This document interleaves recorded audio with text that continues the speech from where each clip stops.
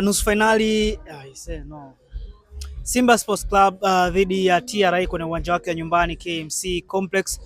Simba ameweza kutumia vizuri kwa kuibuka na ushindi wa magoli 4-0. Moja kati ya mechi ambazo Simba Sports Club wameenda kutoa taarifa ama kuweka statement ya urejeo wa performance yao bora dhidi ya timu ambazo zimeonekana kuwa na performance bora pia. TRA ni moja kati ya timu ambayo imeonekana kuwa na makali dhidi ya timu kutoka Dar es Salaam. JKT ameshindwa kupata matokeo mbele ya TRA Azam Football Club, kama nakumbuka aliweza concede magoli 4-1. Haikuwa rahisi, kwa hiyo lazima umgrade TRA kwenye timu ambazo zimeonekana kuzisumbua timu kutoka Dar es Salaam, na si tu timu kutoka Dar es Salaam, hata zile top teams Young Africans, Simba mwenyewe, Azam FC, JKT. Hizi ni moja kati ya top teams kwenye ligi yetu ya Tanzania bara, lakini zimepata changamoto dhidi ya TRA. Leo wamekubali magoli 4-0. Hii haikuwa rahisi. Naweza nikasema Ashakumsi Matosia, TRA ni mbwa ambaye ana ukali akiwa nyumbani, akiwa ugenini hali inakuwa ni ngumu sana. Kwa hiyo hii inahusika kama ngoma. Unaweza kusema ni mbwa anayeweka confidence akiwa kwa. Yes, confidence akiwa nyumbani anakuwa mkali sana, lakini akienda ugenini mambo yanabadilika. Unaweza kuitafsiri vyovyote vile, kama ambavyo D-Kazi kwenye ngoma yake mpya ya tafsiri amezungumza kwamba tafsiri unavyotaka, hivyo ndivyo ambavyo dunia inasema, sio? Kwa hiyo TRA leo hawakuwa na moment nzuri. Etienne Ndailagije amezidiwa big time na Steve Barker, kuanzia quality ya approach ya mchezo, deliverance ya wachezaji kwenye kile ambacho walimu wanataka kiweze kutokea. Kwa hiyo Etienne Ndailagije siku hii ya leo alikuwa underground, ama alikuwa na down performance compared na ile ambayo alitoa kwenye mechi kadhaa zilizopita dhidi ya hizi timu zenye hadhi ya Simba Sports Club. All in all, David Kameta Duchu amenikumbusha yule Duchu wa Lipuli FC. Kwa wale ambao wanakumbuka Lipuli ambaye alikuwa na Pononga Baba Paloko, Lipuli ambaye alikuwa na Darwish Saliboko, Lipuli ambaye alikuwa na Saif Kalie, David Kameta Duchu pale ambapo alikuwa akitoa cross kwa asilimia kubwa zilikuwa zinatumika vizuri sana na Pononga, Saliboko, kina Kalie wote. Nimeweza kuwataja hao kwa sababu ya namna ambavyo alitoa cross ya Selemani Mwalimu. Hiyo cross ilinikumbusha miaka hiyo David Kameta alikuwa anatoa cross za aina yote, cross za chini ama cross za daraja kwenye level ya katikati, cross za juu, zote hizo alikuwa anazitoa katika ufasaha mkubwa sana. Angalia magoli ambavyo imetengenezwa, goli la 3 na la 4. David Kameta Duchu ameimprove. Hiyo nimezungumzia kwenye crossing ability yake, lakini tukitoka kwenye crossing ability yake, passing yake imekuwa ni nzuri sana, imeimarika kwa daraja kubwa sana.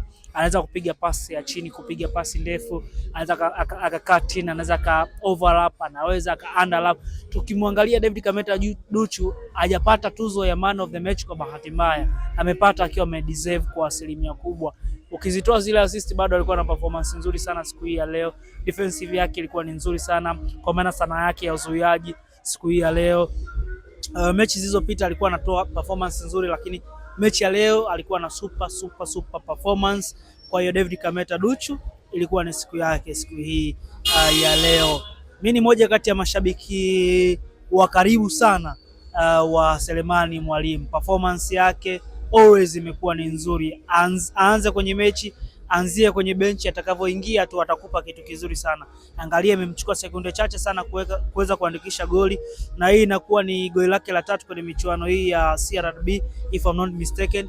Maana yake ni kwamba Selemani Mwalimu anaendelea kuonesha makudhirisho ubora wake. Niwakumbushe tu, huu ni msimu wake wa pili tu kucheza kwenye ligi ya Tanzania bara. So far kwenye mechi rasmi ana magoli 11. Huwezi kumwandaleti mshambuliaji wa namna hiyo, na kwenye kuweka record sawa, hakuna mshambuliaji mzawa mwenye performance bora kama Selemani Mwalimu hivi sasa.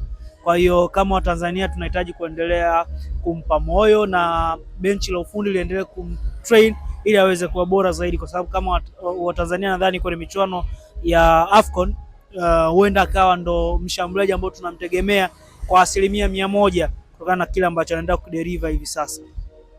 Musa, tumeiona Simba ambayo imejikabidhi mikononi mwa Coastal Union kuelekea mchezo wa nusu finali. Tutarajia mchezo wa namna gani?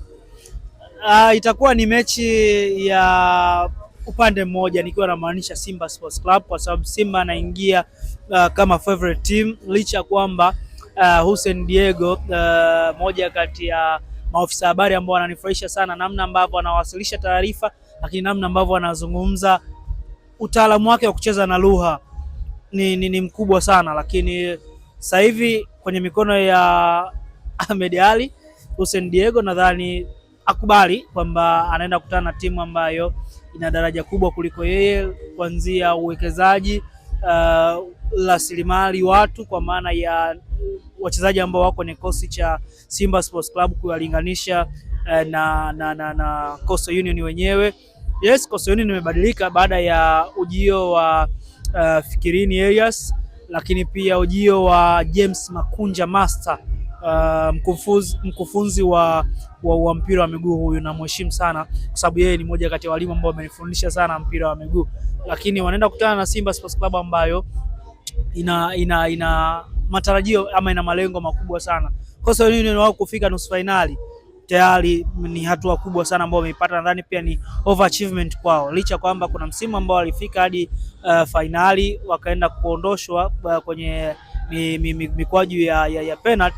Bado naendelea kuona kwamba Coastal Union msimu huu wao kufika hatua ya nusu finali ni matokeo makubwa sana, inawatosha. Simba Sports Club anatinga hatua ya finali. Geoffrey Manyasi Balugu kwenye eneo la midfield, Chuma Mgeni kwenye eneo la goalkeeping. Timu iko vizuri ya Coastal Union, lakini kwa Simba Sports Club wataisamee, kwa sababu naamini Simba Sports Club wanaitaka finali kuliko ambavyo Coastal Union anaitaka.